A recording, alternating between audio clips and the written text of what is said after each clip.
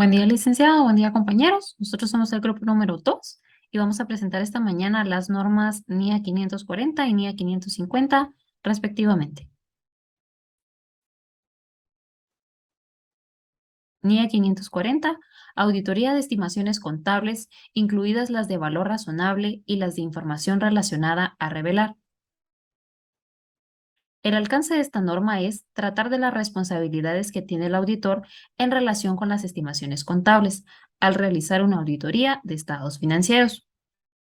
Respecto de la naturaleza de estas estimaciones, se supone que la naturaleza y fiabilidad de la información de la que dispone la dirección como base para la realización de una estimación contable puede ser muy variada.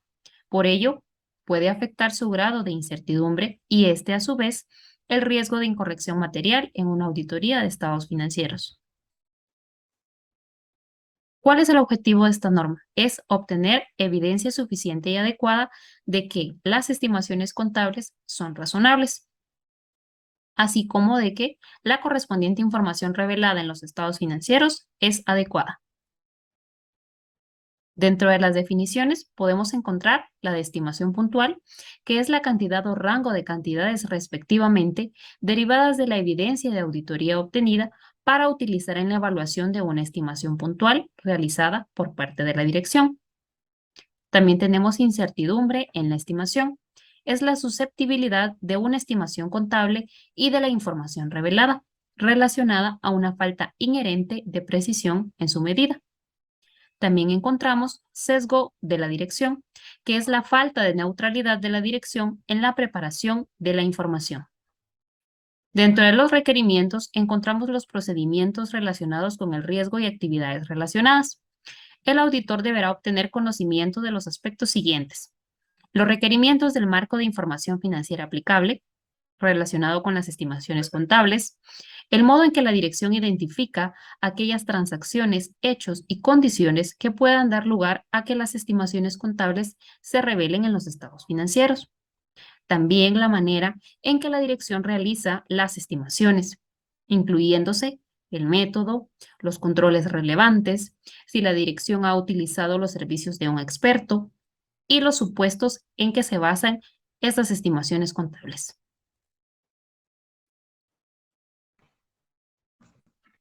Identificación y valoración de riesgo de incorrección material. El auditor va a evaluar el grado de incertidumbre que existe en las estimaciones contables. Para esto, el auditor deberá tomar factores como los siguientes. Primero, el grado de incertidumbre que las estimaciones contables puedan depender de juicios jurídicos, la existencia de técnicas de medición reconocidas, la amplitud del periodo de pronóstico, la disponibilidad de datos fiables procedentes de fuentes externas, entre otros. También para valorar el riesgo de la incorrección, el auditor también tomará en cuenta la magnitud, la cantidad de las estimaciones, si se ha recurrido a un experto, entre otras. Respuestas a los riesgos valorados de incorrección material. Sobre la base de valoración, el auditor va a determinar lo siguiente. Primero, si la dirección ha aplicado adecuadamente los requerimientos relativos a la realización de estimaciones, si los métodos empleados en la realización de las estimaciones son adecuados y se han aplicado de forma correcta. También si los cambios en las estimaciones contables o en el método para realizarlos son adecuados teniendo en cuenta las circunstancias concurrentes. Para responder a los riesgos valorados de incorrección material, el auditor va a realizar los siguientes procedimientos. Primero, va a determinar si los hechos ocurridos proporcionan evidencia de la estimación. También va a realizar pruebas sobre el modo en que la dirección realizó las estimaciones. También pruebas sobre la aplicación operativa de los controles relacionados a la realización de las estimaciones y la realización de una estimación puntual o establecimiento de un rango para evaluar la estimación puntual que ha calculado la dirección.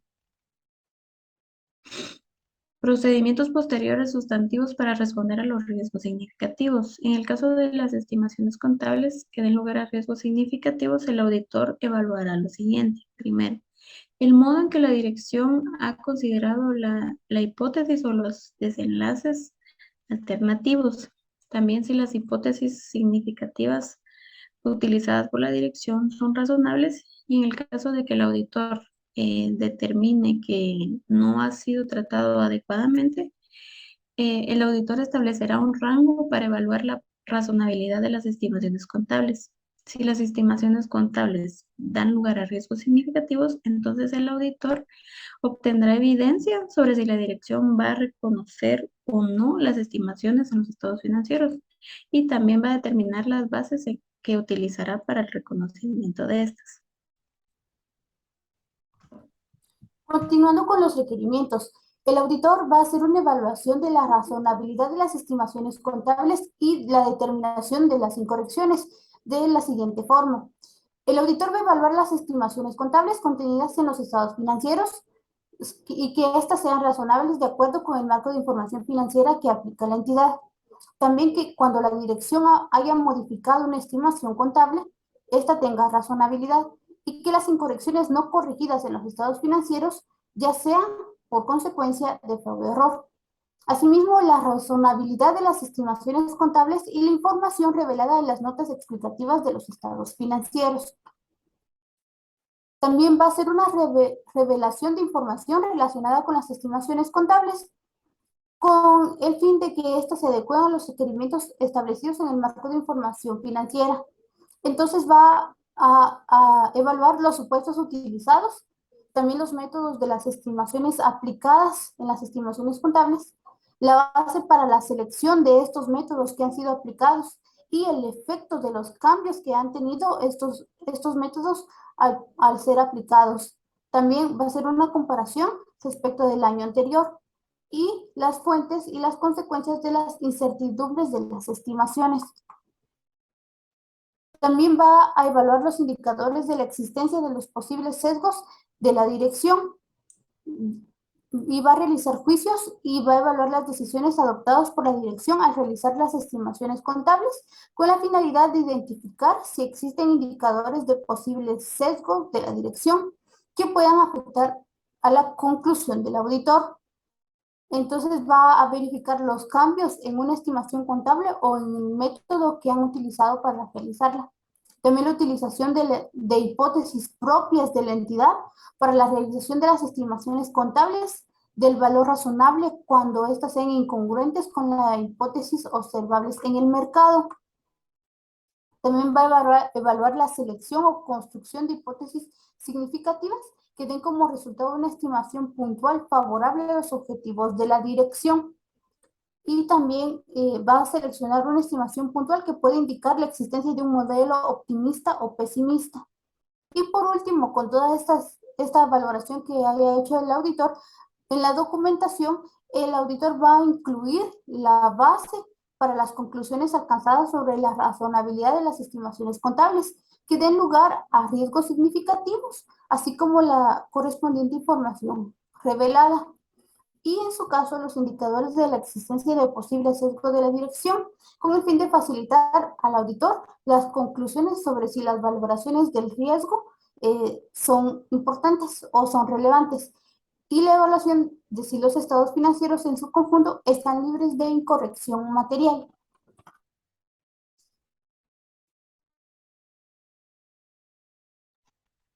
NIA 550. Esta nos habla sobre las partes vinculadas. ¿Cuál es el alcance de esta NIA? Esta NIA trata de las responsabilidades que tiene el auditor en todo lo respecto a las relaciones y transacciones con partes vinculadas en una auditoría de estados financieros. La naturaleza de las relaciones y transacciones con partes vinculadas. Se nos indica que muchas de las transacciones con partes vinculadas producen en el curso normal de los negocios y en todas las circunstancias pueden que no impliquen un mayor riesgo de incorrección material en los estados financieros que con transacciones similares con partes no vinculadas. También nos indica que la naturaleza de las relaciones y transacciones con partes vinculadas pueden en algunas circunstancias dar a mayores riesgos de corrección material en los estados financieros. Uno de los ejemplos son los siguientes.